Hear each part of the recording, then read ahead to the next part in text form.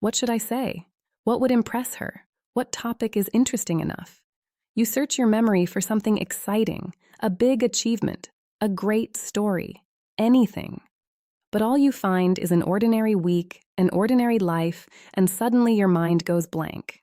Here's the truth. Women are rarely attracted to the most impressive thing you've done.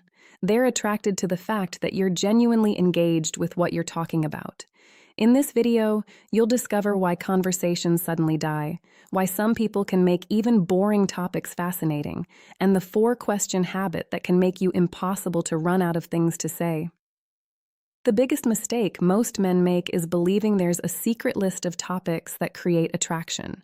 So they search for conversation starters, ask about her hobbies, talk about travel, ask about her favorite movies, and then they're confused when the conversation still feels flat. Why? Because the topic was never the issue. Imagine 2 men discussing the exact same thing, a documentary about creatures living at the bottom of the ocean. The first guy says, "Yeah, I watched this documentary about deep-sea fish. Pretty interesting." That's it. Conversation over. The second guy says, "I watched something last night that completely messed with my head. There are fish living so deep underwater that they never see sunlight. Somehow they evolved the ability to create their own light. It made me wonder what humans would become if we had to survive in an environment like that." Same subject. Completely different experience. One person is reporting information, the other is sharing curiosity. One gives facts, the other gives thoughts, and that's what people respond to. Most men don't run out of topics, they run out of engagement. You already have hundreds of potential conversations stored in your mind. Things you've watched, read, heard, experienced, noticed, questioned, or laughed about. The problem is that you never pause long enough to develop a relationship with any of them.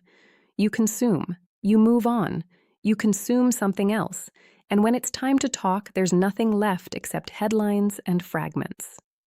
Interesting conversation doesn't come from collecting more information. It comes from developing a perspective on the information you already have. That's the shift that changes everything. Most people assume they're bad at conversation because they're boring. That's usually not true. What's actually happening is that they've stopped exercising the part of their mind that reflects. Think about your average day. You scroll through dozens of posts, watch videos, listen to podcasts, read headlines, hear random stories from coworkers. Your brain absorbs an incredible amount of material, but almost none of it gets processed. You see something interesting and immediately move to the next thing. You hear a surprising idea and never examine it. You consume constantly, but rarely engage. And over time, something important happens. Your curiosity muscles get weaker. The habit of forming opinions gets weaker. The habit of connecting ideas to your own experiences gets weaker. Then you sit across from someone attractive and expect your brain to suddenly produce fascinating conversation on command. It can't. Not because you're unintelligent, because you've trained it to receive information, not interact with it. The solution is surprisingly simple.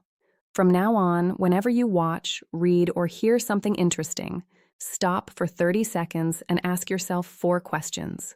What do I actually think about this? Do I agree or disagree? What does this remind me of in my own life? What question does this leave me with? That's it.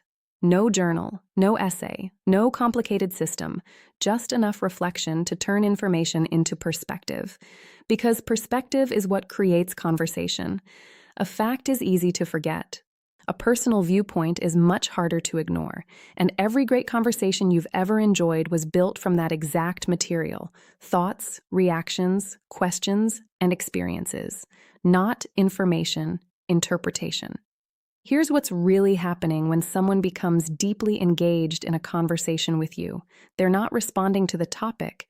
They're responding to evidence that a real person is behind the words. Think about the people you enjoy listening to most. They don't just tell you what happened. They tell you why it mattered. They reveal what surprised them, what confused them, what changed their mind, what they still haven't figured out. That's what creates connection. Not certainty, not expertise, engagement. And once you understand that, an interesting thing happens. You stop worrying about finding better topics and start paying attention to your own reactions. Suddenly, a random article becomes conversation material. A strange observation during your commute becomes conversation material. A podcast clip, a documentary, a disagreement with a friend, a lesson from work, a mistake you made last week. Everything becomes useful because the value isn't in the event itself. The value is in your relationship to it. This is why two people can have identical lives and seem completely different in conversation. One person simply reports events. The other explores them. One says, "I went hiking this weekend." The other says, "I went hiking this weekend and realized something weird. The higher I got, the quieter my brain became. It made me wonder if most of our stress comes from being constantly surrounded by noise. Same activity, different level of engagement, and that difference changes how people experience you. Because curiosity is contagious. When someone feels your genuine interest in a subject, they often become interested too. Not because the topic is extraordinary, because enthusiasm creates energy, and energy creates attention. That's why people can spend an hour talking about something they never cared about before and walk away feeling like it was one of the best conversations they've had in months.